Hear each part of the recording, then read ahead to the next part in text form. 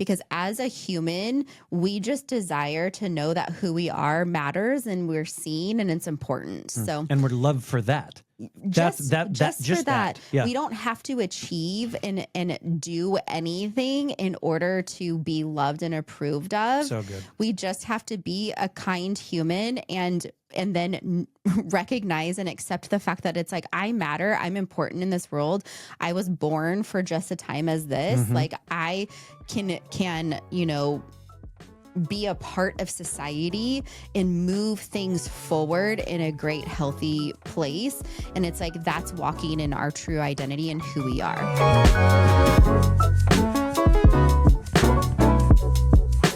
Hey friends, welcome back to the podcast. We are in our Enneagram edition. If you listened last week, you listened to our New Year our New Year episode. Yeah, which was Happy great. 2026. Happy, yeah, because you're getting this in 2026, which is great. We're a week into the new year. Yeah, and for those of you that are on camera, you can see that, Louis is here, now he's leaving. So Louis is gone. Anyway, that's our mini Pomeranian. We love Louis. Anyway, welcome, and we're jumping in as we do every week after an episode. We do the Enneagram edition episode where we go through each type and how they process the topic. And so January, as you go into January, it carries a lot of pressure. There's new habits, there's new goals, there's new expectations. So there's like new. Oh my gosh, there's just literally so much. And many people feel motivated. They feel overwhelmed in some sense. Some feel like they're already behind. It's January 2, and happy birthday, by the way, but dear Dad. They already feel behind. There's a lot of feels wrapped around the new year. Oh my gosh, it's just unbelievable. So, what we're going to do through this episode is the calendar changes. Yes, we go to 25 to 26, but our core motivations, they don't change. They remain the same, but they could appear different, come out differently. So, and the core motivation, you're talking about like personality and like the thing that drives us to do the things that we do. Yeah, it's the Enneagram, right? Calls out the core motivations: desire, longing, weakness, and fear, right? Those are the core things that we have within us according to the Enneagram personality assessment. Well, that's the difference between the Enneagram and like Myers-Briggs or like a regular personality test. Is this is more about what motivates you and what is the feeling inside of you that drives you towards certain actions, certain feelings, certain desires. And that's the difference between a personality test, which is kind of just like observing what you do and how you act. Right. This is what is motivating you and to that behavior, those internal things. So that's what we love about the Enneagram, is because it is a little bit more internal, inward, and it's more feeling based. That's why we think that it's so important in marriage. No, absolutely. Because then in that sense, that's when you start to understand your spouse enough. Or not enough, but you start to understand your spouse. But that's true. That's true. It is enough. But you start to understand your spouse to where then you're now more unified in your relationship, which is great. So as we go into the new year, most of the time, new year frustration comes from trying to change behavior without understanding why we do what we do. Right. So when you understand the reason why you're doing something, it will then help you to change that thing should you desire to change it. And so that's what we're going into in this episode is how does each type go into the new year? And as a spouse, how can I help? Yeah, because the new year really has a wide range of emotions. Like some personalities and some types may be really excited about the new year. They might go into it really hopeful. And then other types could actually have like more of like the sense of dread. They could have like, like for the type 6, like they're having like that inner committee that's just kind what's of coming. It's very anxiety filled. So, there's so many different emotions, including just kind of like feeling like really indifferent and apathetic towards it. So when we understand our spouse's type and our own type, it allows us a little bit of freedom to be able to, nurture each other, accept each other's strengths and weaknesses. The gist of it is that it's like everyone is exactly where they're supposed to be. Yeah. No one's late. Yep. No one's failing. Like, everyone is exactly where they're supposed to be. So awareness is just the really healthy place to start. Mm-hmm. And, you know, we're just going to be, you know, helping you to navigate the new year. You know, this episode isn't about fixing yourself or your spouse that's true. or your spouse. Everybody listen up. This is not, you need to listen to this episode. Right? It's just really about understanding how each of us enters the new year just very differently. And it's also learning about how to support one another and not like take or put on the spouse and yourself even. It's just giving freedom. Yeah, and it really, which is really the point, is which is why we do these episodes. The Enneagram type, each personality approaches topics differently. Yep. And when we understand how we do it and how our spouse does it, we're going to say it every time. It just improves connection. And so that's why we're doing it. And so we're going to jump in, right? I love it. Let's do it. Straight into number one. Here we go. So again, remember, the Enneagram reveals our core motivations, which we already said, which is our core desire, our core fear, our core longing, our core weakness. And the new year intensifies those motivations. And so we're going to go through each type, right? We'll walk through each one. We're going to see how they typically approach the new year and then where they can get stuck, but also kind of how the spouse does that. So okay, now we'll jump in. Now we'll jump in. Let's you want to go? You do want to go now. Okay, here we go. Oh my God. Okay, here we go. Type 1, you are the reformer. And typically how you as the number one is going to approach the new year is the new year is going to feel kind of like a reset, like a strong desire to improve habits, to improve systems, and to also improve character. Now, when January becomes it's almost like January becomes an internal audit, like what needs fixing. Right. But some of the areas that are going to be kind of a common struggle are going to be turning reflection into a self-criticism. I really resonate with that as a one. That's absolutely true. And then feeling behind like early in the year. Again, we just talked about it. You get to January 3rd and you had a goal and you didn't do you're now the number one is just like, I'm not doing it right. I'm doing it. I'm bad now. That's why it was like you're like off, like your first like statement of the new year. Yeah. It's January 3 and I'm already behind. I'm behind. It's like that's really that is because that is your natural like criticism into the new year. That's why you tend not to, you know, set resolutions or create. I'm not a goal setter. Create those goals. I'm getting better. But it is because your type 1 makes you.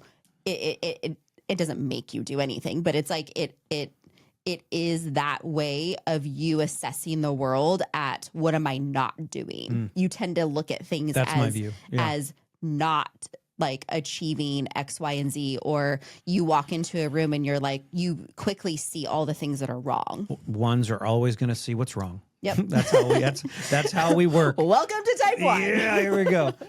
So another common struggle is going to be you're going to be carrying responsibility for everyone. Kind of an interesting point there. So it's something that we need to also think of. Now, growth, though, for a number one is going to be progress without punishment, right? Yeah, it's celebrating the progress. That's, you know, you're making it. Just because you're not there yet doesn't mean there doesn't need to be celebration, and there definitely shouldn't be punishment. And also allowing rest to be part of faithfulness. So continuing to do what you feel is right, and you're being faithful, and you're doing the thing. To disallow rest is a negative impact for you. And so you need to allow rest to be part of that. This is something that is a growth for type 1.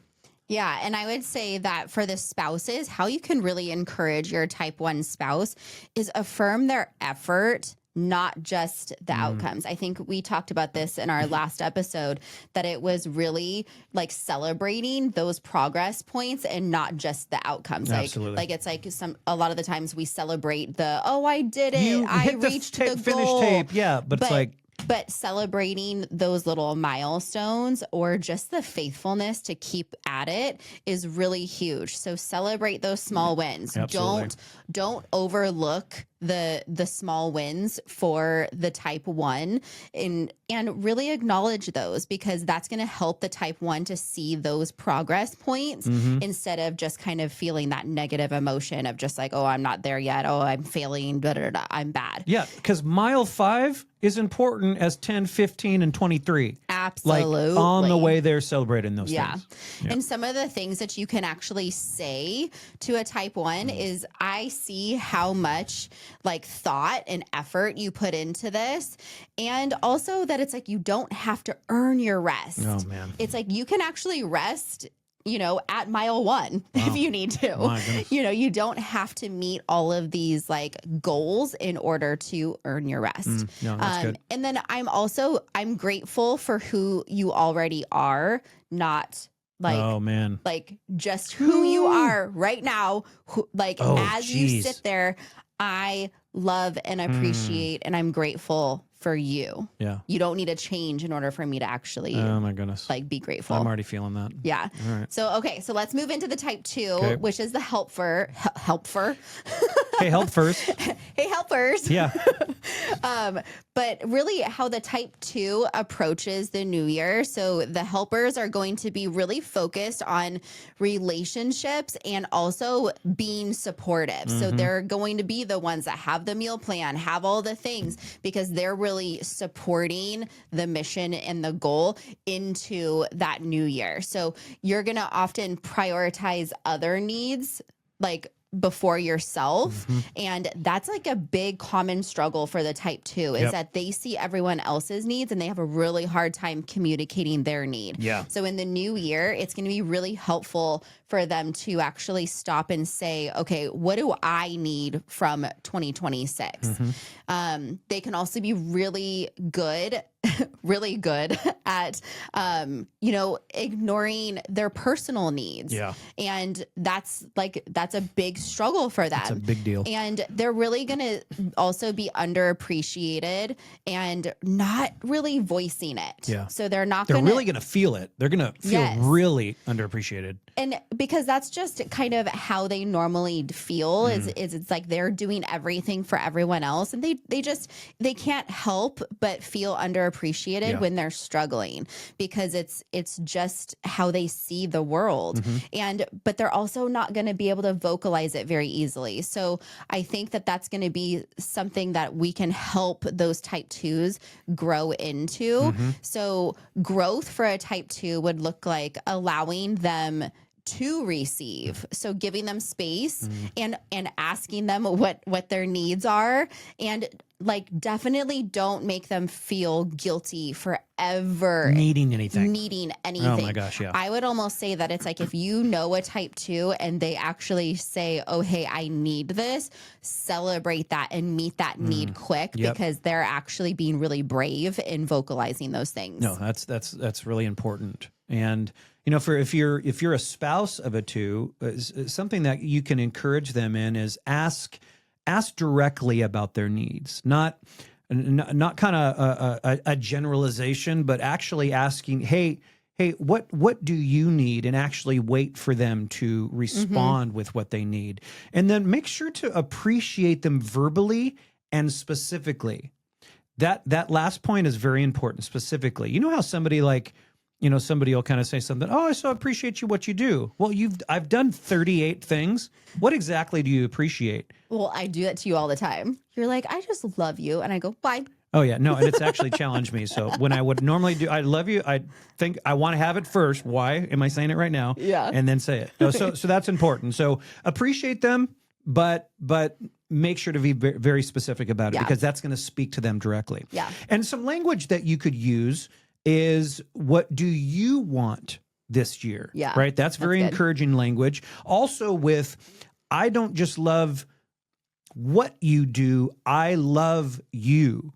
Right? Remember, 2 is connected very much to how they serve. And so they think that is the avenue that they're going to receive love, which is not true. And so we want to kind of change that language. And then also saying stuff like, you don't have to take care of everything. It's giving them freedom to not feel the need to, even though they may feel it, it's giving them freedom not to do it all in that. And so that's something very, very good to think about for the twos. And we love our twos. We need our twos. Those server twos. Love our twos. Now we're going to jump into the achiever. It's the type 3. And how the achiever is going to approach the new year is they're going to be energized by goals, metrics, momentum. This is totally a 3. We all know it, right? I feel like the new year was like created by a type 3 for a type 3. Oh, that's great. Because they're like so all about this like new year. I'm pretty sure they're probably the ones that came up with the whole resolution thing. Oh yeah, because once January 1 hit, it's like it's the gun that goes off, bam, and then as you go, oh, they're off. Now, here we go. It's a race. We're gonna do it because January, it feels like a launch pad. Literally, it feels like a launch pad. This is where we're going. We're gonna do it, and we know the 3s are gonna absolutely kill themselves to get it. And so that's how they're going to the new year. But some of the struggles they're going to have is tying worth of their own worth to productivity, right? That's always going to be their struggle. And then they're really going to struggle to slow down because they're going to want to keep going because remember, they think productivity is worth. And so they're going to have a hard time really slowing that down. So growth then for a 3 is going to be separating like identity from achievement, right? They have it apart. They have it apart. And so what growth is going to look like is bringing strengthening identity without having the achievement because it's absolutely valid. Right. Like their identity isn't wrapped up in their achievement. It's completely separate. Yes. I love that. And then valuing presence as much as performance. Yeah, that's so good. Because they attach very much to perform, achieve, when really being in the moment and presence right now, that your presence is the thing that's valuable as opposed to just performance. Yeah, that's so good.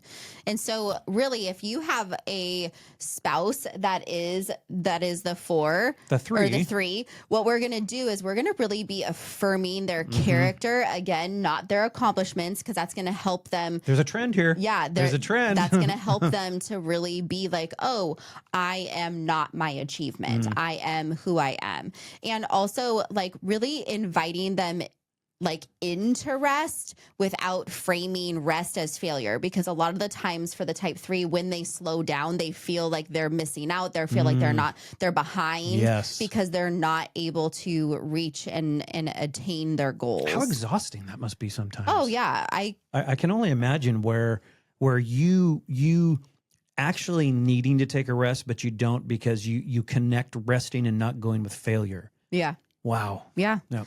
Exactly. So some of the things that you can like exhort your spouse in if they're a type 3 is that you don't have to prove anything. Just reminding them that it's like, we're not here to prove your worth or like achieve a goal. Like we love you for who you are. And like, I enjoy you even when you're not getting anything done. Oh my goodness. And then it's like, wow. And then again, it's like going back to who they are and reminding them that who you are is really important and you matter. Like, I think that everyone, we forget that it's like affirming just humanity and who they are is just so valuable. And I think that it's like, that's why that's always a common theme that goes in throughout all of the types, because as a human, we just desire to know that who we are matters and we're seen and it's important. So, and we're loved for that. Just for that. Yeah. We don't have to achieve and do anything in order to be loved and approved of. So good. We just have to be a kind human and then recognize and accept the fact that it's like, I matter. I'm important in this world. I was born for just a time as this. Like I can, be a part of society and move things forward in a great, healthy place.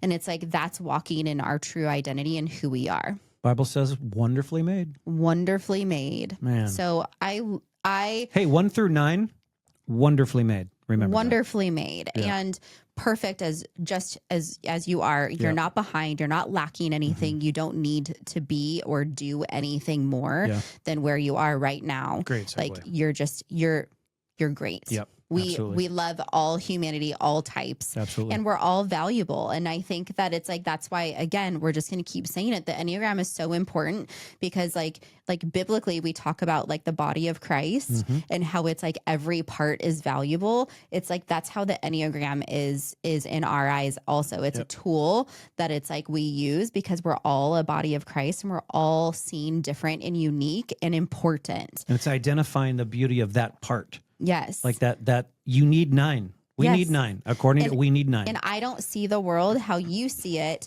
So if I have an understanding that the way that I'm seeing things may not be how you see it, then there's an understanding and I can now get on your map and on your page because I have an understanding that the way that I see it may not be the whole entire picture. I love it what our therapist was saying last week where we were sitting in the room and she was facing us and we were facing her. And she said, if I were to ask you to describe the room, you would describe everything that was behind me because that's what you see. And then if I was to describe the room, I'd be describing everything that way. Both are right, but they looked at the same room. Yeah. Both are correct. Both are valuable. That's both matter, but they're different. Yeah. And so that's the beauty of this whole thing. Yeah. We love you 3s. We love all types. Yeah. So, okay. So for the type 4, now this is like the individualist. So how the type 4 is going to approach the new year is they're going to be really reflective. They're going to be, deep and meaning oriented. Yep. They're focusing on identity and authenticity. It's really like powerful for them because it has a lot of depth to it. But also a common struggle for a type 4 would also be comparing their inner world to others' progress. And so it's like they're going to be always kind of saying, well, I am not them or they're not me. And it's like they really want a unique perspective and situation with what they're walking through, but then they're also going to be comparing and feeling like it's like they're not good or they're not right. They're often like feeling behind or misunderstood because they're comparing their inner world, which is often like a little bit scattered, to someone else's maybe like what they perceive the other person's inner world to be. So it's not... That's a great distinction. Yes. They don't actually know what that person's inner world is, but they think that they know. And then they're comparing that feeling either behind or misunderstood with that. Yeah, that's good. And so really growth for the type 4 is going to look like staying grounded in the present moment and recognize the beauty around them that already exists. So they don't need to be constantly searching and yearning for this uniqueness because uniqueness is actually all around them already. And there's beauty. And there's something deep and meaningful just in right now. Yes. Just already without trying to find a new. Right. Because they're often really creative and really like abstract. So there's kind of seeing the world in a different way and looking for those like unique moments because that unique moment feels beautiful to them. But there's also beauty all around them that's already happening all the time. Yeah. Okay.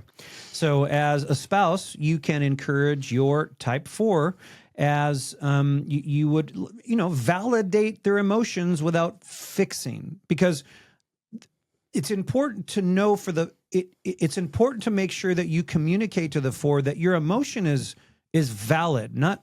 We don't need to change it. All of those emotions, it's many times a 4 can be hurt by the minimizing or the just get time. Over it. Like, what's the big deal? Like that can really knock them down. So it's really important to avoid minimizing their feeling because that is how they see it. And so sorry, I don't want to interrupt, but I'm going to interrupt. One of the greatest, I think, tools is backtracking to a type 4, their feelings, so that they really know and understand that they're being heard. What does that mean? So a lot of the times we listen to respond and we're not actually like taking in their emotions. So like if a type 4 is telling you that the new year feels really heavy to me because there's a lot of things that I want to accomplish, but I just don't feel like I'm measuring up to the world. And I feel like so burdened by, politics and religion and all of these really heavy topics. And it's just so much to me. I don't even think I can get out of bed. What you would do is you'd be like, wow. So what I'm hearing you say is that like the world that you're experiencing, it just feels really heavy to you, and that you're really feeling bogged down so much so that it's like really hard for you to get out of bed. Is that right? So it's okay. So it's a way of almost, okay, when you said backtrack, okay, it's you're validating, like you're almost telling them back what you heard. And that is then validating to them that all like this I've heard all of this. That you heard that. Yeah. Because I think a lot of the times they're not feeling heard or understood. Yeah. Oh, that's good. That's a great way to do that, actually. So some encouraging things that could be said would be to a 4 would be what you're feeling makes sense, and that could even be in the backtrack, right? That's great. Also, things. I don't know if backtracking is the right word. It's verbal. It's a verbal back something. Yeah, just put it in the comments if you know what it means. Anyway,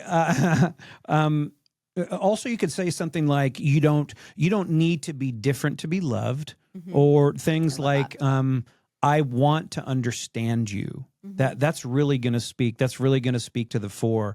And I actually love that was a great example, honey, of kind of taking that back, because when you are a person or a type that doesn't understand the depth and breadth of wide emotion, that is often uncomfortable for you because you don't know how to approach it. But knowing that how you can approach is simply identifying it, and just what I hear you saying is this, and just imagine that all being true, because it is, and then really being able to feel like, wow, yeah, that's a lot. That's a lot. Yeah. And I hear you. I would say too that like a type 1 or a type 8 could be a really challenging type for the type 4, because the type 1 is constantly measuring up what the type 4 is feeling about, like, well, is it right? Is it true? Is it true. good? That's right. And then the type 8 is just like, oh my gosh, come on, let's move on. Let's keep going. And so it's going to be really hard for those types to really relate to the type 4. So if you're a spouse and that is your combination, like really like slow down, especially for the 1 and the 8. It's like slowing down and really using some of those tools of the backtrack. I can't, because I don't think it's backtrack. It's backtrack would be taking it back, going back. But whatever, we're gonna figure it out. Yeah. But anyways, so really the type 4 is just really having that wide range of emotions. So be with them on the journey. Yeah, like listen to them and hear what they're saying, because they feel really deeply. Yeah, no, they absolutely do. So. All right, type 4s.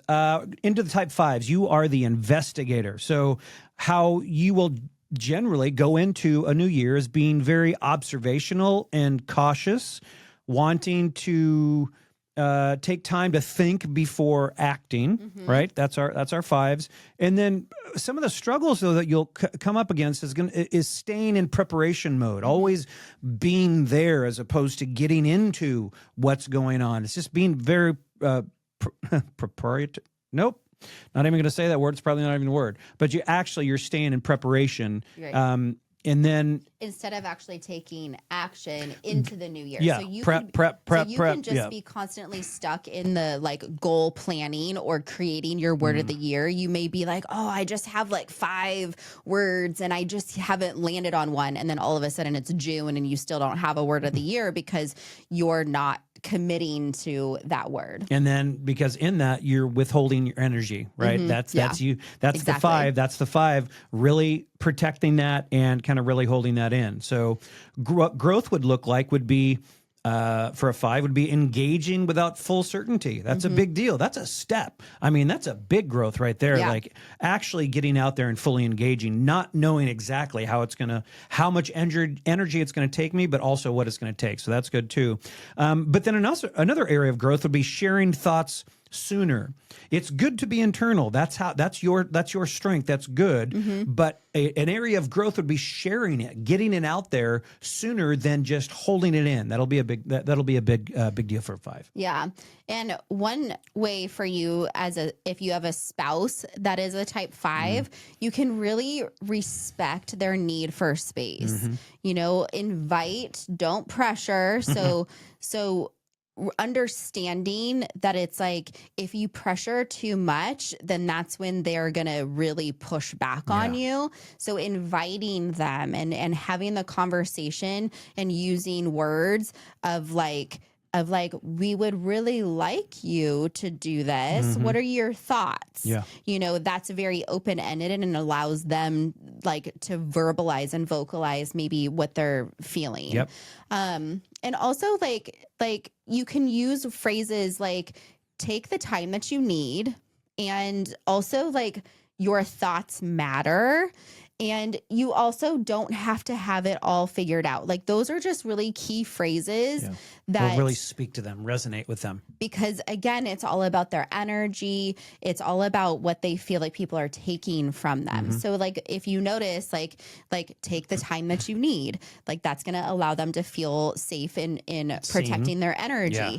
Then it's like your thoughts matter. Like we're inviting you into the conversation. We want you to be a part of this. And that it's like you don't have to have it all figured out. So you can actually share your thought before you have like a conclusion, and it's okay and it's safe here to like potentially be wrong. That's great. So yep, absolutely. We love that. Yep. All right. So let's move into the type 6, which is the loyalist. And so how that type 6 is going to approach the new year is they're going to be constantly like really scanning for those risks and security. They're wanting to feel safe.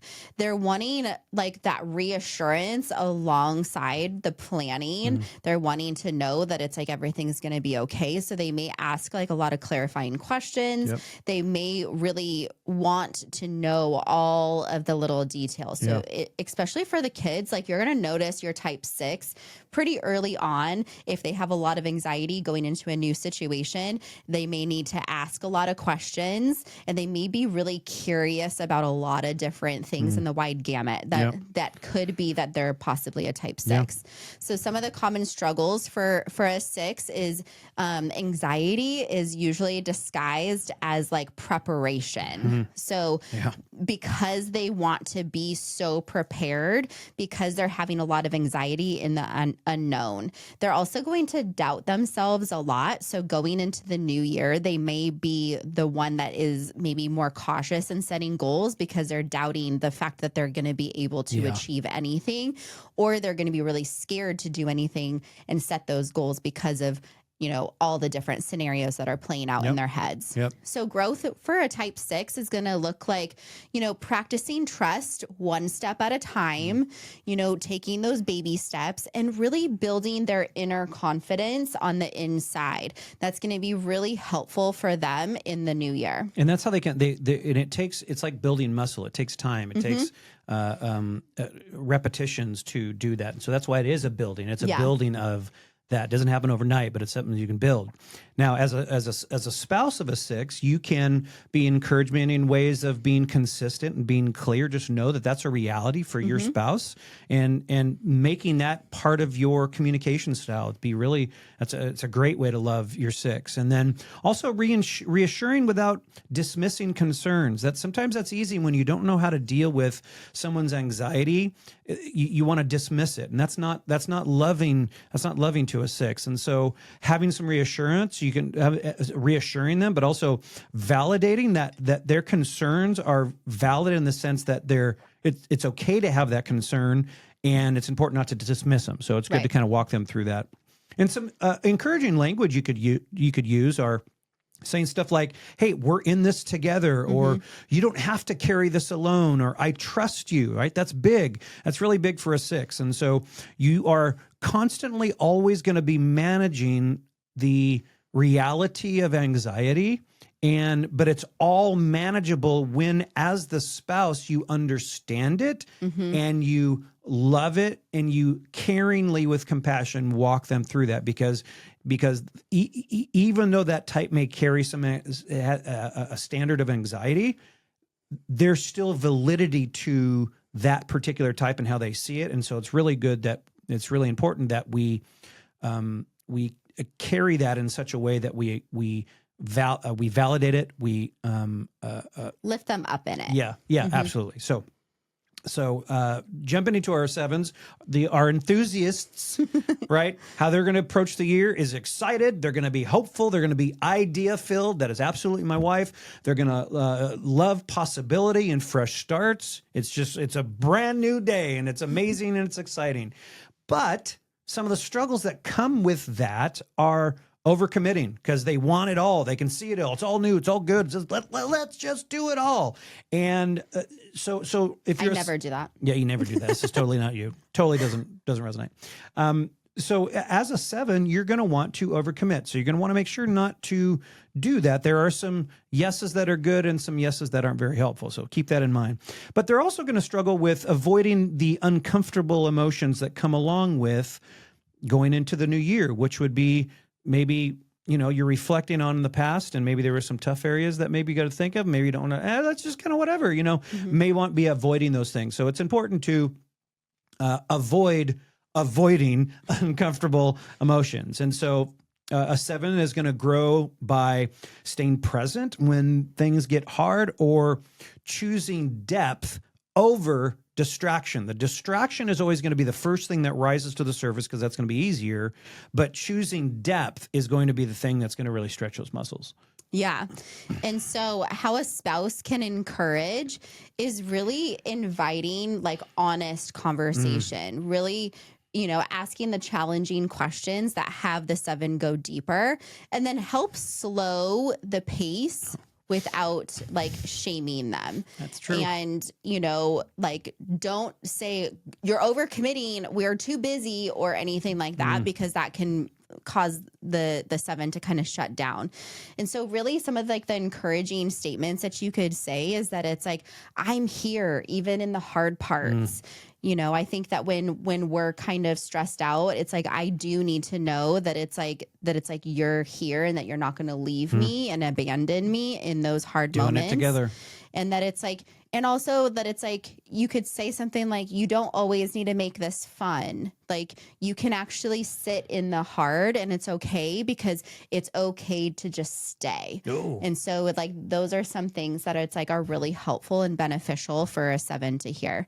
So what about the type 8, the challenger? So the challenger, come on, type 8. So the type 8 is going to be looking at it with boldness, decisive, action-oriented, ready to take charge, going into the year let's go, let's do this, I got this, you do that, right? And so that's the typical 8. Yeah. That's how you're going to go after it. But some struggles that you may have with that is powering through without actually reflecting, just going, and actually not looking at what's happening in those moments.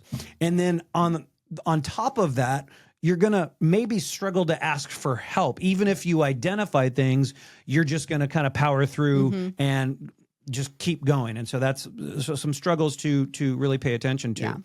Growth for you is going to be something like letting others support you, right? Inviting people in, trusting people without controlling, right? Trusting the whole situation without controlling the outcome. That is definitely a big deal. And so those are going to be some areas, some push-up areas that will get some growth out of you. So that's for our 8s. Yeah. And so if you happen to find yourself married to a type 8, congratulations, because you're probably getting a lot done in 2026. But some of the ways that you can really encourage them is to be honest and direct, and affirm their strengths while inviting softness, because they tend to be very direct and very, very go get them and kind of harsh in some ways, but with good intention. But you see the softer side of them, and really inviting them to feel safe enough to express that in other situations as well is really good for them. So a spouse really encourage them. bring your softer side to situations. And some encouraging like phrases and language that we can use is, I respect your strength.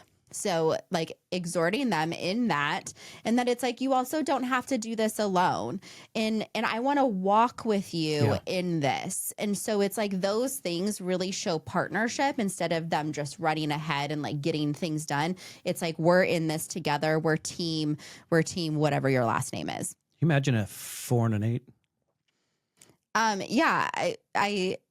They would have some challenges. But I mean, I really feel like they'd get stuff done. You mean a 3 and an 8? A 3 and an 8. Yes. Oh yeah. Well, that's why I was saying like there would be challenges for a 4. You're right. A 4 and an 8 was like, a 3 and an 8. But a 3 and an 8, whoo! My goodness. Power couple. Okay. Like they probably own their own business, and they're probably like operating their own business side by side. Unbelievable. Because they're getting stuff done. You know what? I love always ending with the 9, because a 9 just is like a warm blanket to me. I love the type 9. Right? So the type 9 is really going to approach the new year with a kind of go with the flow energy. They're going to be like resistant to pressure. You know, they're just going to be kind of like chill. So is the 9 not going to feel pressure to make New Year's resolutions? So you would have to stay with them long enough in the conversation for them to come to the conclusion. Like, this is important to me. Yeah. Okay. And it's like, because we don't often like allow them time to actually vocalize it. They'll create their most of the time it's like, hey, are you doing any New Year's resolutions? Okay. All right. Whatever. And it's like, because they can be goal oriented, because they do have the wings of the 1 and the 8. It's true. So they can tap into those, and they can actually be pretty like goal oriented because of their wings, but they're also, their natural tendency is going to be kind of just like chill into the new year. So it's not like they're going to be like, they're not going to be beating themselves up over last year. They're not going to be like, oh my gosh, I'm going to lose 10 pounds in 4 days. Like, they're not going to be setting those types of things. They're going to be just like, okay, yeah, like I could probably set some goals, and it's like, it's going to be real chill. And like, they're not going to succumb to the pressure that everyone else does of just like, okay, like I have to lose 10 pounds in 4 days. You know, they're going to be like, I'm going to set some realistic goals. Like a type 9 would probably be a really great person to, if you're struggling with your goals, like go to them and have a conversation, because they're actually probably going to be able to draw some things out of you and help you set realistic goals. Now, what are the 9 struggles? So the struggles for the type 9 is going to be like losing themselves in others' goals. So it's like, if you are going to them, like they're going to tend to like be like wrapped up into yours, and also like avoiding that clarity. So like they're going to need to set SMART goals, like small, measurable, action, and timely. Like, so they're going to have to be like real specific about their goals. And really what growth looks like for a type 9 is naming their desires. Again, staying with them long enough for them to actually say the things that they want. That's important. And taking intentional action. So what are the steps? Like, what is one thing that they can do in the next like week to get them closer to achieving their goal? That's something that's really helpful for a type 9, is being like, okay, so let's name what action you can take now. Oh my gosh, Michael and Heather, I'm a spouse of a 9. What do I do? This is what you do. That was so weird. It is weird. And I waited all this time to do that. I don't know why. So, okay, as a spouse, this is how you're going to encourage your 9 spouse. Ask for their opinion and wait. That's so good. Okay? Wait for it, because it will be good, I promise you, but wait for it. And then affirm their voice. Let them know that you want to know what they think, right? Use encouraging language like, what do you want? Or your input matters. Or I want you, not just agreement. That's huge. I want to hear you. I want you, not just you saying, sure, let's do that, right? I just feel like that is the phrase that anyone that is even friends with a type 9, you need to know that. We need your opinion, not just your like agreement. So I don't want you just to go with the flow. I want to hear what you think about that. Yeah. I like your mind. I love your mind. I want you, not just you're sure. Okay. Yep. So that's it. We got through the types 1 through 9. This is what we love about the Enneagram. It's the same in Enneagram every time, but it's new awareness based on the topic, right? It's all about growth. Growth is alignment, not reinvention. So as you go into the new year, remember, we're having incremental growth. We're not going to reinvent who we are. We're simply trying to become better together in our marriage, and the Enneagram helps us do that. Yeah. And so really, like, 2026 is really all about like supporting one another. That doesn't mean that it's like we're doing the same old thing all throughout the year, but it's like we're supporting one another. I'm supporting you and learning more about your type, and you're going to support me and learning more about me.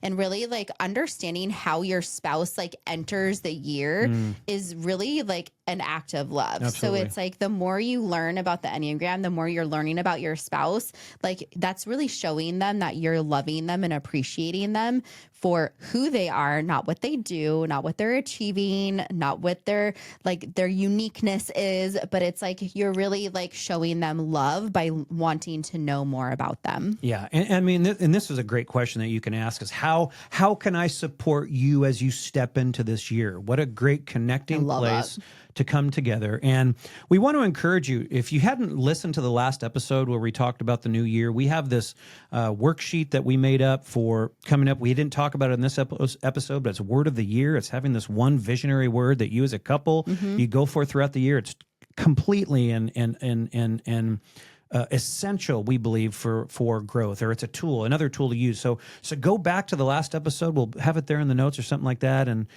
we hope you have a good year. I hope you have a good new year, right? In the Enneagram. And anything else, babes? Well, just make sure to listen to our next episode. Our next episode, I believe we're talking about goals. That would make sense. I'm pretty sure. So next week, just stay tuned on, just more information on how you can have the best marriage of 2026. Because who wouldn't want a good marriage in 2026? Well, do you want a good marriage or a great marriage? Oh, man, let's go back to our first episode. Thanks for listening. All right. Bye, guys.